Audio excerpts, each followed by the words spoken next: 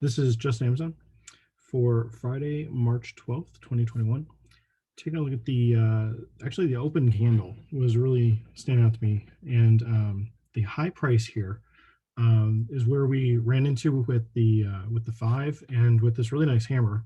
And that was a really nice place to be buying the 3050 put right at the same low. So put in a low here of 664. You didn't have to be that exact.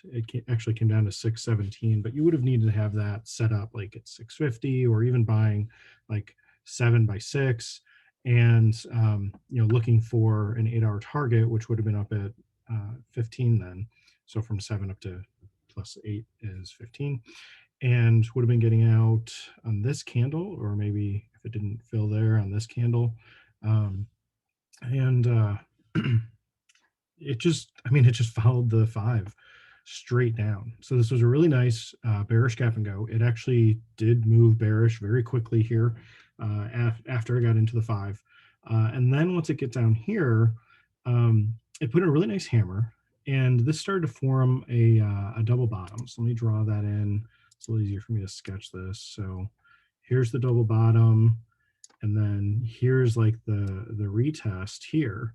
It got above the 21 started to hold, and it started to go back up, and it could have kept going, but it ran right back into this same level here, and obviously it didn't get that high on the call. But what's interesting is, again, with the open candle, if I just duplicate this and drag this down to the bottom of the open candle, yeah, pretty much there. The low of the open candle on the call is right where we ran into here, and again later in the day.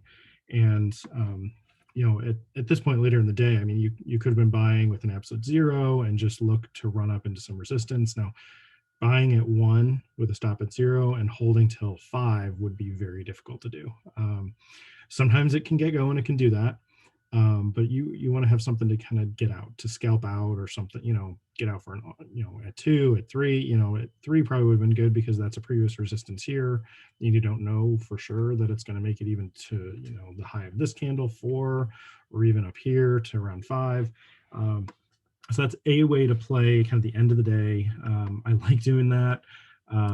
You can also look at different options. So another option I was looking at was like the 3080, partially because we're right at this 3080 price, and that option worked out, or would have worked out really well if you were setting up some similar trades. So the buying around a low price, obviously you don't know what the low is going to be, but as it gets towards the end of the day, buying at the $5 price and a stop down at 4, where the low would actually put in a little bit lower than 4 here. So it would have had to get through that. Actually, let me go, there we go, step forward a little bit. So having an order, like, look at this candle, so small.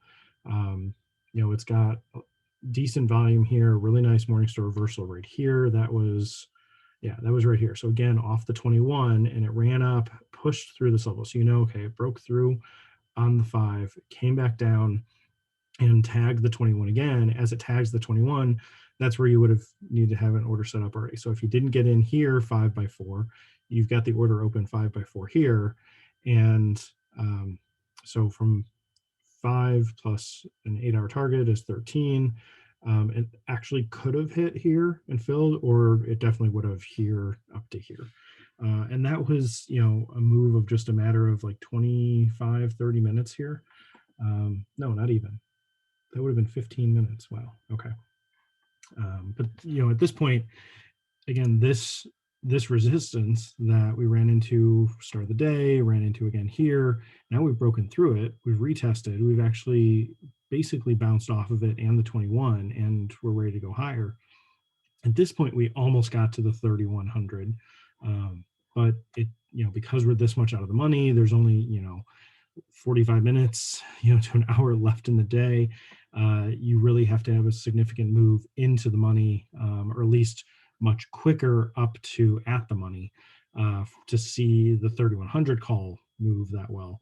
But now that we're looking at the 3080, once you're at the money here, an at the money price, and this is where you have to just kind of get a better understanding of how the options move and knowing the ranges. And it changes every day. It changes on Fridays, how things are moving and how much momentum you have.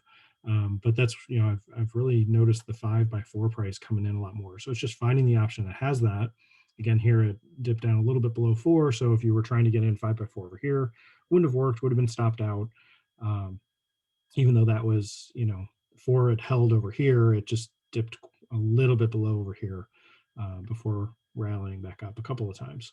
But the 3080 turned out to be a really good call option. Let's see what the 3080 put looked like. I haven't pulled this one up yet, and it's going to take a sec. There we go. Okay. So the 3080, let's see. Does anything stand out here? We've got kind of the same price, ran into some resistance here. A little bit of a retest. Didn't quite make it up to this low, but that's the same kind of retest price. Yeah, this had a, this was much more expensive, obviously. So the 3080 put was much more expensive. We spent a lot of time in the money and then went out of the money, and it went to zero very quickly. Even though it says it went to, $27, it expired out of the money, so it would have been worth nothing at close. But the yeah, for some reason it still had some value here, which is also difficult if you're trying to get out of something like this. Not that you should be buying the 3080 when it's at 3100, but sometimes we do have a rollover. Yeah, these just moves like this, I don't know how this all works out, but I have to go look at a 1 minute to see what's actually transacting and where people are getting filled or what's going on. But anyway, the 3080 put is not very helpful. The 3080 call was much more helpful, just to see the levels here. So I didn't draw it in, but putting in some lows around 5 and 4 and waiting for the low of 4 to hold, especially the small candle, that just stands out. Like that, a really nice reversal here right off of the 21, and a little bit above this kind of uptrend line. So I just drew this in, trying to connect a couple of lows, and noticed, okay, it lines up pretty well with over here, but it didn't really form like a complete triangle. It didn't have enough time to continue on that much further in the day. But it still, was pointing to, some increase in value. The other thing I did notice is if I drew in the low of the open candle here, then you do get a little bit more of a triangle, or at least you see some more support coming in, not only with the uptrend, but coming back into the same price. The low here was 30.62, and the low over here was about 30.62, 30.61.80. And this is where it did start to have that bounce. So it just had me noticing some more of the open candles level, and the high, the low here, back on the 3100 call and the 3050 put, to see where those prices were.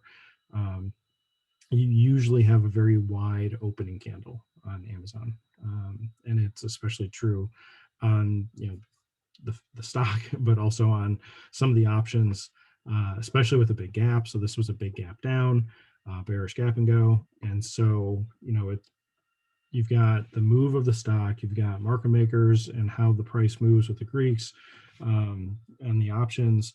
And just really interesting to see, like, this almost matches the double bottom, this being kind of a neckline. Didn't quite come down and tag it here, but we did put in a very similar price here and over here.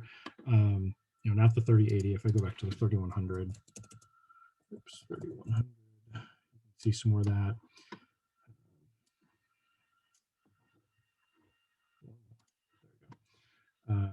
So this was the first bottom, this is the second of the double bottom, and so this made a much lower low.